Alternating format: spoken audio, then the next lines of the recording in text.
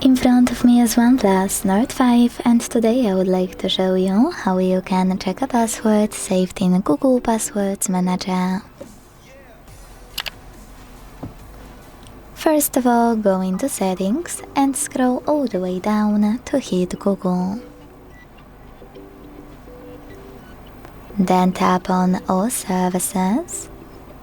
Scroll again and choose Autofill with Google here. Now finally, after tapping on Google Password Manager, select any password you wish to check. Enter your screen lock, hit this eye icon, and this way make your password visible. Thanks so much for watching. If you enjoyed this video, leave a like, comment and subscribe. Bye!